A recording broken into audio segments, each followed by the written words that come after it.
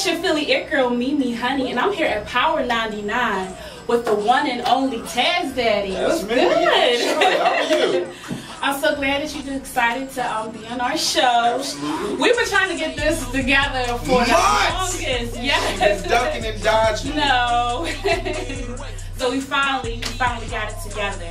Right. You're an accomplished author, comedian. Yeah, you know. Director of social media at Power 99, so much. Tell us your background and how you started. Well, my background is a picture of me and Bun B, and then there's some more. Oh, you meant like, okay, no, I'm from Philly originally. Grew up in, between, I say East Oak Lane, North Philadelphia area.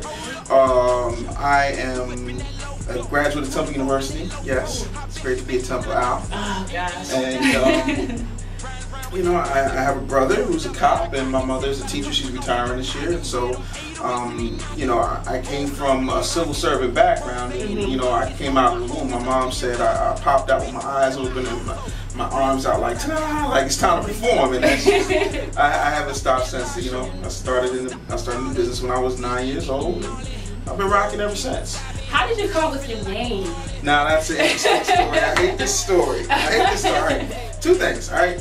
When I was at Radio 1, what had happened was, because I was doing like kid stuff earlier in my career, nobody wanted to call me by my government name because they didn't want that, oh, he's such a cute little kid. They didn't want that stigma. Okay. That's just it's not cool. And having a name like Dave Anderson, it's so very, very homogenized, let's just say. So they sat in the room and started throwing out all these, let's call him Cheesesteak, which I really should have kept, because Cheesesteak would have been dope. Okay. Everybody just, I walk in the room, they go, steak. But, being a fat kid and being insecure, I just didn't want the name Cheesesteak. So they started throwing out all these names.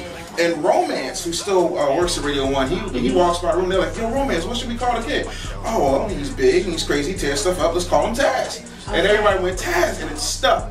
Right. Okay. So when I was in North Carolina, I was dating this girl, and I was doing the things in small town North Carolina that they'd never seen. I was doing denim and diamonds parties, black parties, celebrity birthday extravaganza, stuff like that. So when we would go out and do things, they'd be like, hey, what's up, Taz? Hey, Taz's girl, what's up? And she got sick of being called Taz's girl. So one day she's like, I'm not dating David, I'm not dating Taz, I'm dating Puff Daddy, you're Tazzdaddy. And I was like, well, I'll just be Tazzdaddy then. Deuces.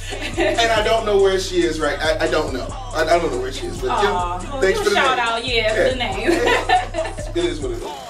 So who inspires you? Wow. My mom. My mom inspires me. Hi, Mom. Love my mom. I'm not a mama's boy, but I love my mother more than anything, because anybody who can sacrifice and make sure that their children have what they need to have. And I used to watch my mom do so much for so many people, and I say to her all the time, you're doing all of this and nobody's even giving you a thank you, like you're killing yourself for all of these people. And she said, the one thing that you need to understand as an adult, and especially as a man, is that you do the right thing, even if people don't appreciate it, even if they don't understand. You always do the right thing. You always tell the truth. And in this day and age, especially in this business, that's rare, because people would rather me blow smoke up their asses than to tell them the truth. And so when I tell them the truth, and when I do the right thing, even if it costs me, I still got to see God at the end of the day. And so, I admire my mom, I admire Jesus Christ, I admire Gandhi, I admire Malcolm X. I admire my brother because he's a cop, and I don't know how he does that. Okay. But he looks at me and he's like, oh, your industry is cutthroat. Yeah, he's a Philly cop. He's a sniper too. So. I ain't got many worries in this city. Okay, right. So, yeah. What do you say to people? I know when people are always trying to get a hookup and you put me on, something. Wow. What do you say to people who try to, in other words, they try to take advantage of you? Well, it's hard because, I tend to stay with people, and when I went through everything that I went through, I learned a very valuable lesson. I mean, I know just about everybody there is to know in the industry. And the thing of it is, people only want to know you when you can do something for them. That's just the nature of humanity. Anybody tells you anything different, they're lying to you. The honest to God truth is, when people come at me and say that they want to hook up for this and they want to hook up for that, I'm like, put yourself on. That's right. You know? That's right. And I didn't understand that until I got to a point where I had nothing left.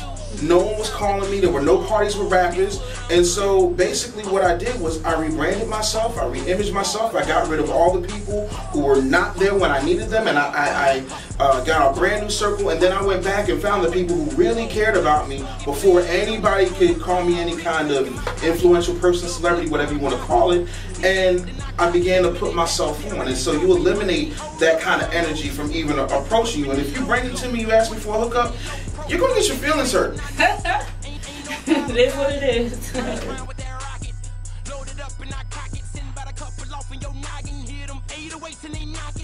Whole club and they rockin'.